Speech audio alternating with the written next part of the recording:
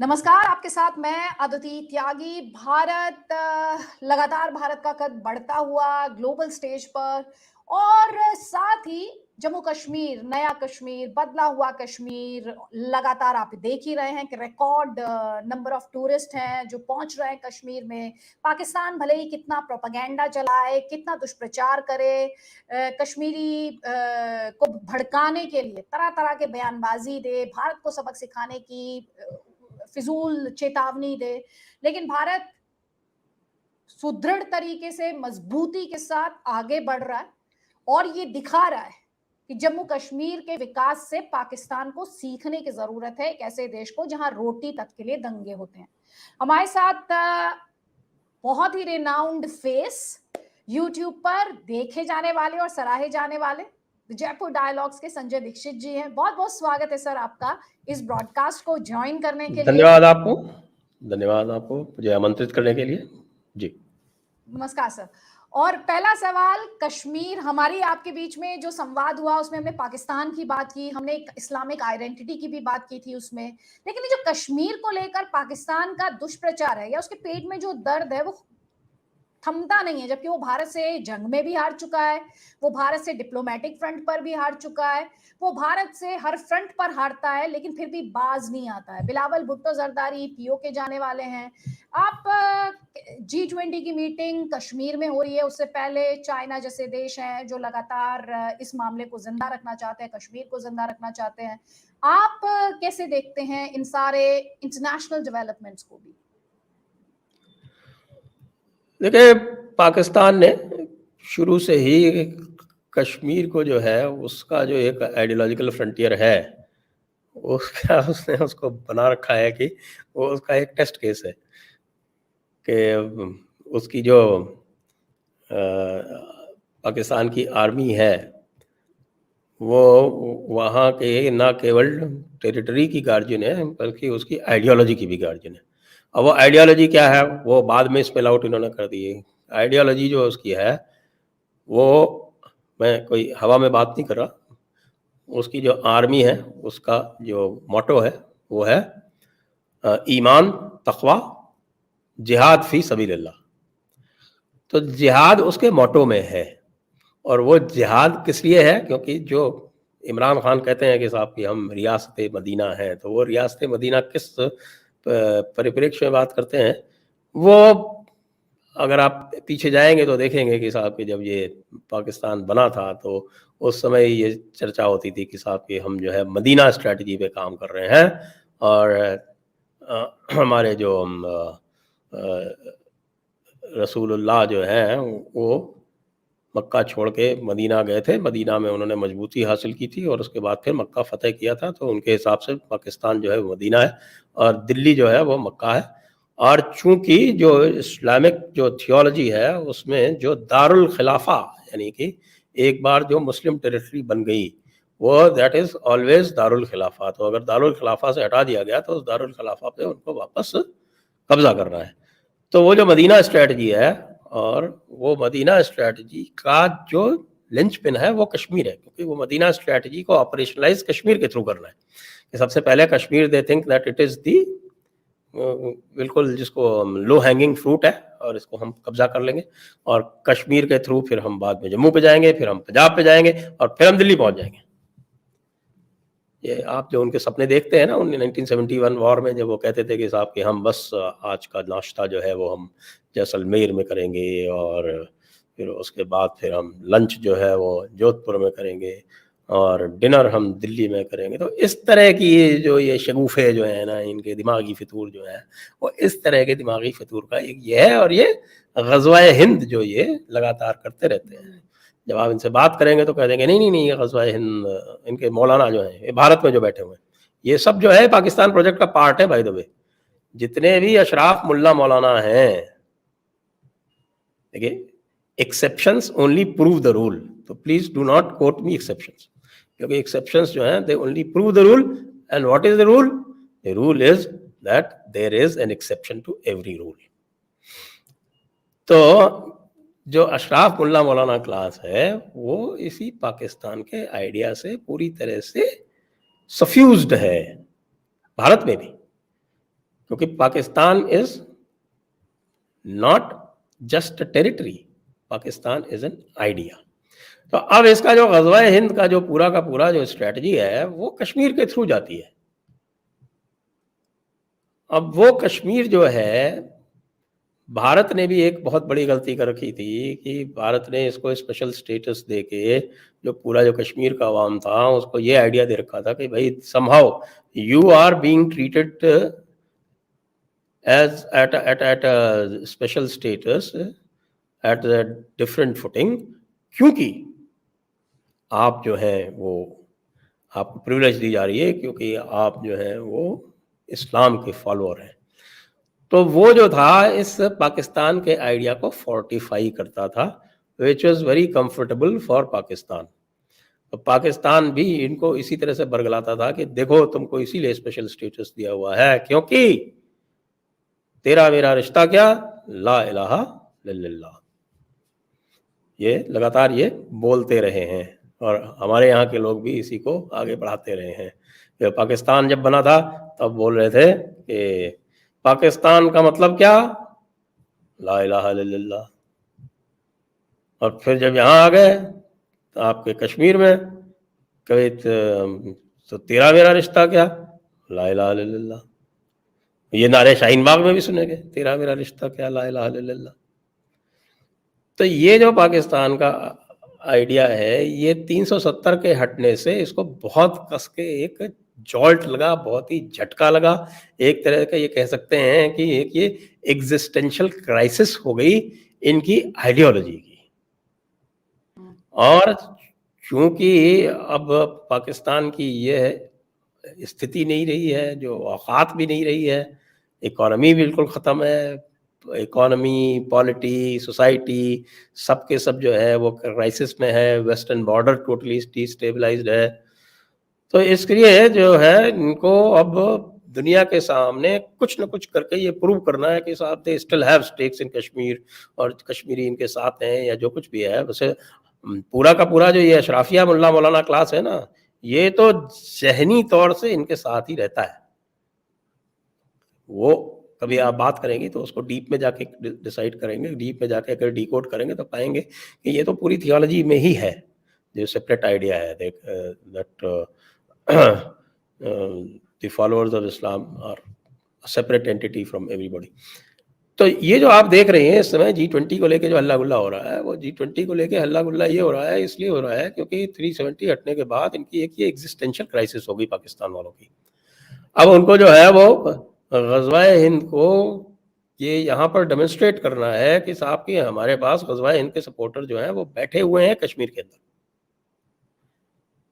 तो इसलिए जो G20 को लेके हल्ला गुल्ला करना और सब तमाशा करना, लॉबिंग करना, वो इस वजह से हो रहा है। लेकिन मुझे नहीं लगता कि अब इंटरनेशनल लेवल पे इसकी कोई गूंज है, क्योंकि बेसिकली जो UN रेजोल्यूशन नंबर 46 था वो तो अब उनके स्टैट्यूट पे ही नहीं है, और जब था भी तो भी वो रिकमेंडेटरी था, मैंडेटरी चैप्टर में था भी नहीं।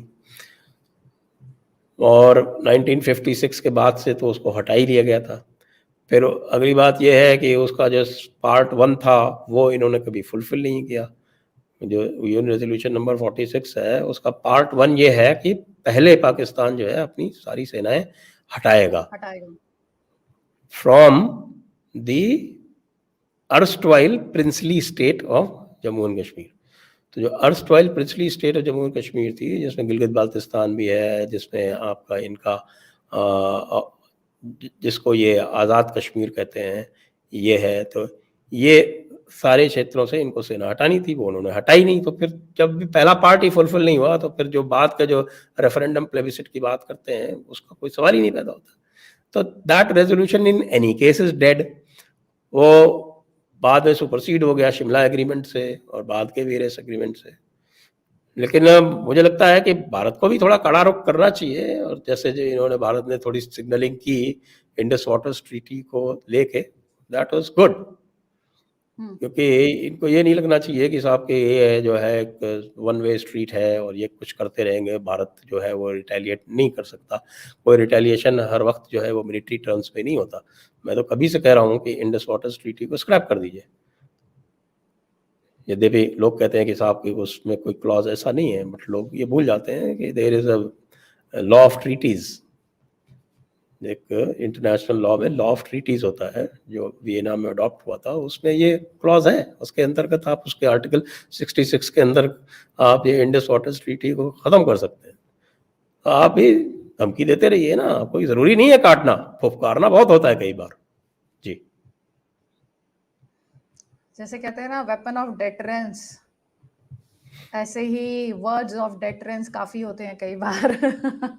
अच्छा, मैं आपसे ये भी जानना चाह रही थी कि क्योंकि आपने ज़िक्र किया कैसे कश्मीर को लेकर पाकिस्तान जो है वो लगातार कोशिशें करता रहा। उसने the so called Azad Kashmir, जिसे आज़ाद कहता है पाकिस्तान, लेकिन कितनी गुलामी है सभी जानते हैं, बहुत ही वेल डॉक्यूमेंटेड है।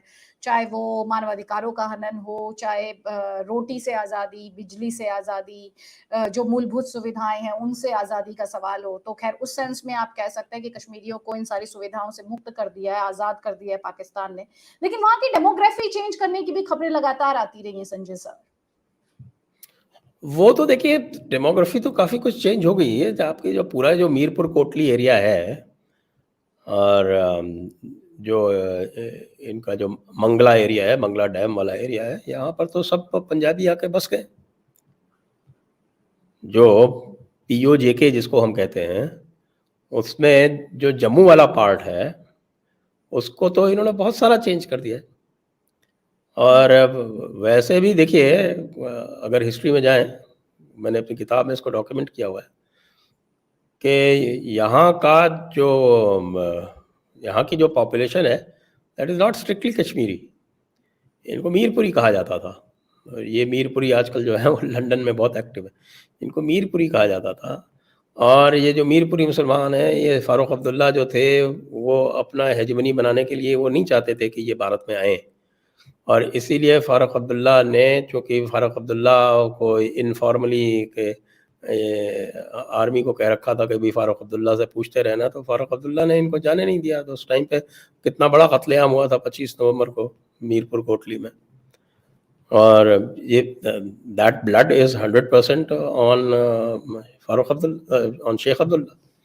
शेख अब्दुल्ला ने जो Muzaffarabad, we were set to capture Muzaffarabad, we were set to capture Mirpur.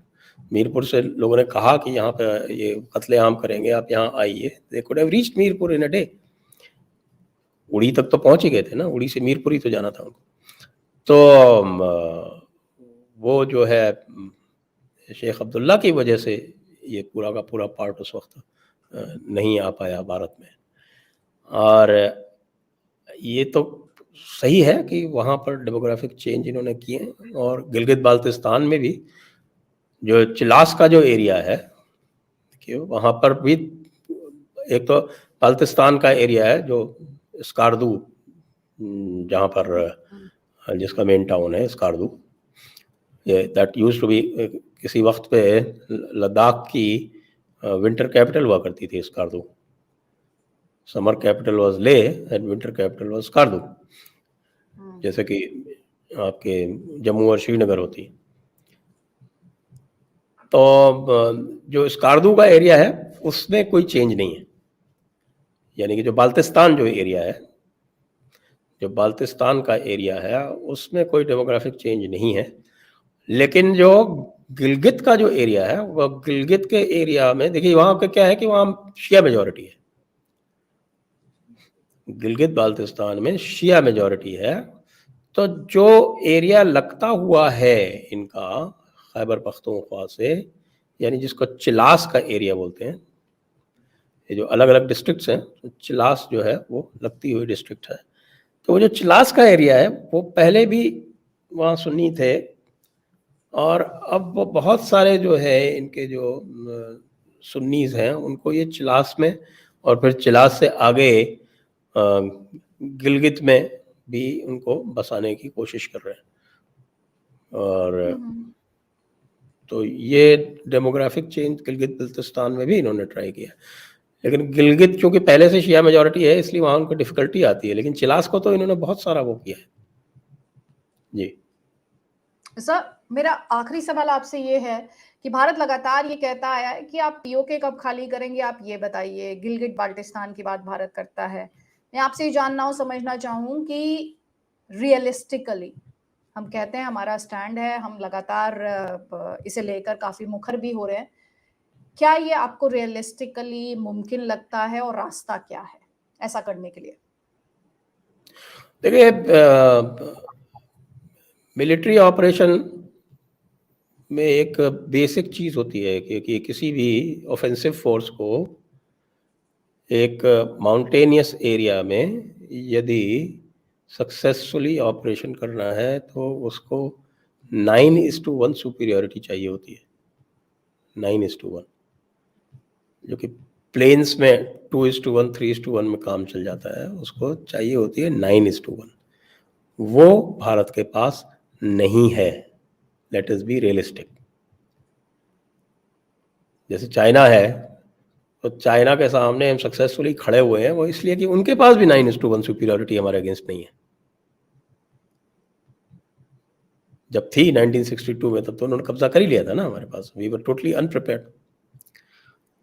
तो ये यदि आएगा तो पाकिस्तान टूटेगा, तब आएगा हमारे पास।